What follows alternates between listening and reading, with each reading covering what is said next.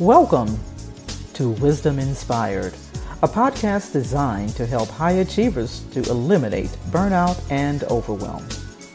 Now let's prepare to open our hearts, our minds, and our notebooks to receive today's wisdom. So we've been talking about boundaries, and we've been talking about the freedom of boundaries, protecting spiritual boundaries.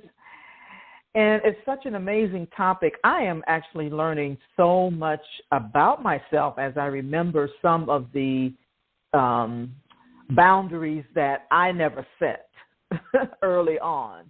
But we're going to continue on the topic of boundaries because what we're discovering is that a boundary is a dividing line, a dividing line that marks the end of one property or jurisdiction and the beginning of another. And it creates the necessary space between individuals, and it defines expectations and shows respect for others. Another thing about boundaries that we're going to talk a little bit about today is that if you don't set good boundaries from the jump, it's going to be tough to pull in the reins later. I read an article that said it this way: if you always walk your dog with a short leash, they're fine with it. That's all they know. But if you start out with a long leash, it's a lot harder to suddenly pull in the reins. Now, this principle applies to all types of relationships. And today we're going to talk a little bit more about business relationships and clients, because it's much harder to set boundaries after you've demonstrated them otherwise, that you don't have any. And I remember a few years ago, I was working with a client doing some admin work. And when we first started working together, she thought I was just the best thing since sliced bread. And what I did was I made the mistake of giving her unlimited access to me. She called me on Messenger. She had my Google number, and all of that. So she had unlimited access to me. And if you know anything about Messenger, you can do video calls. So she would call me, and most times I wasn't prepared. She would just call me randomly via video. And this was my fault. I can't blame her because I did not set the proper boundaries. And so anyway, she really used that unlimited access to me, right? And then one day, she wasn't able to reach me. And when she wasn't able to reach me, it was actually because I was in a building where the signal was bad and I wasn't able to receive the call. But when the signal, got better and I looked at my phone, she had called me 4 or 5 times within a few minutes. So finally, I was able to answer. And let me tell you, she let me have it. She told me that I was not good at administrative work. She's been trying to call me. She went on to say things she was like, you don't understand. I had no idea where you were.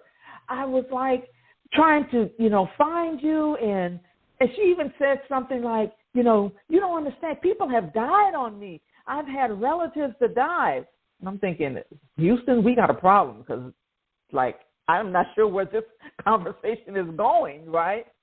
But needless to say, we had to part ways, and it was an amicable parting of the ways.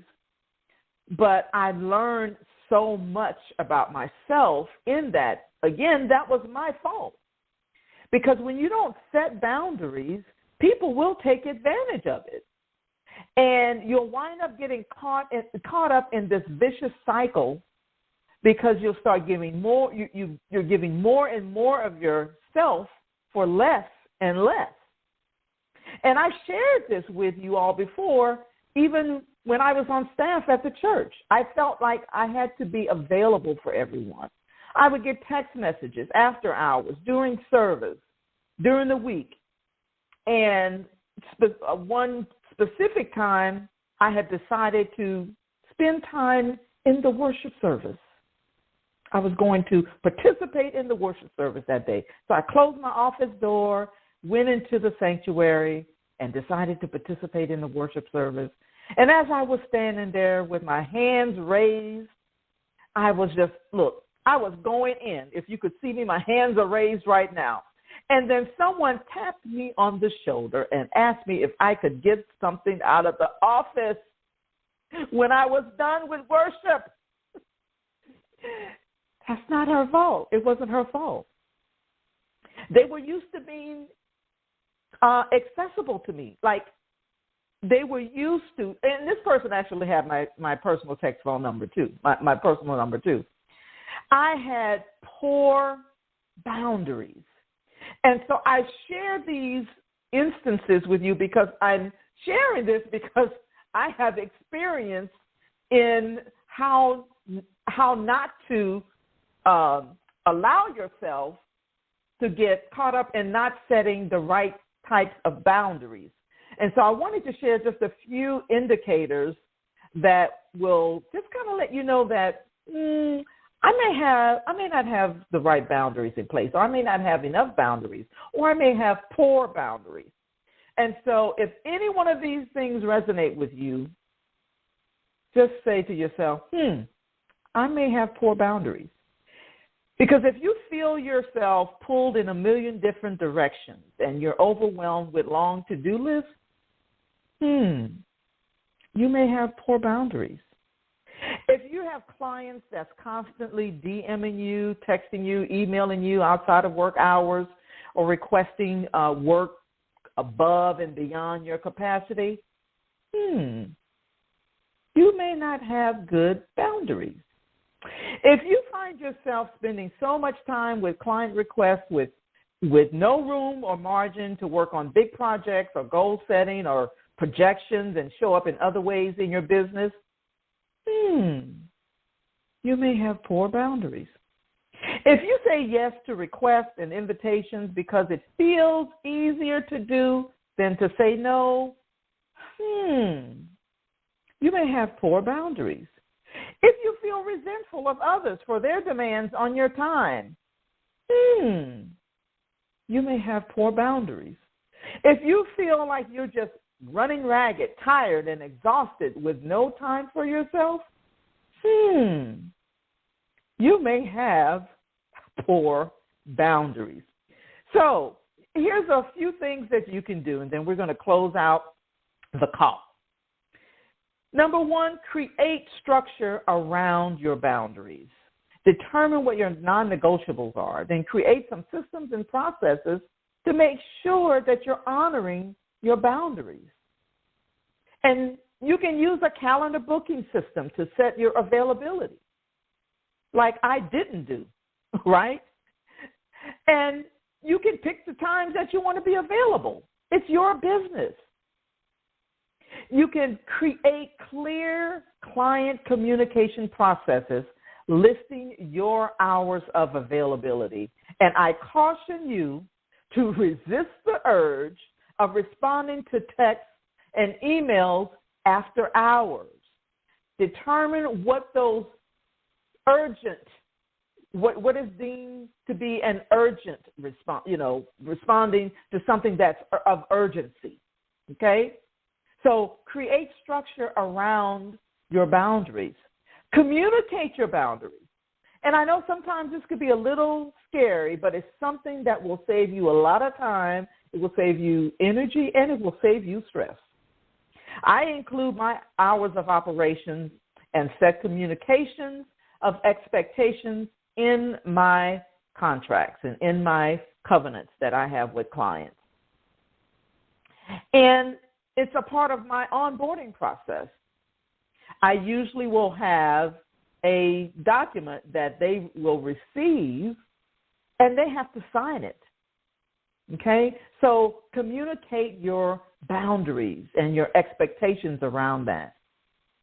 And then commit to your boundaries. It does no good if you've done all of that, you've created structure, you are communicating your boundaries, but you're not committed to them. Because people will test you. And sometimes you'll be tempted to give a little wiggle room. But I caution you to proceed with caution and use discernment. And don't be afraid to charge additional fees for rush projects or requests outside of your business hours and things like that. Stand in your truth and own it.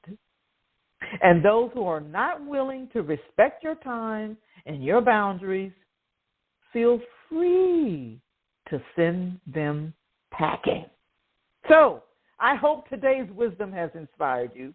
I hope you were empowered by today's call and encouraged to apply these practical steps in your business. And make sure, as Coach Dorothy said, go to wisdominspired.net to find the links to all the platforms where you can listen to the previous episodes, subscribe, and leave us a review.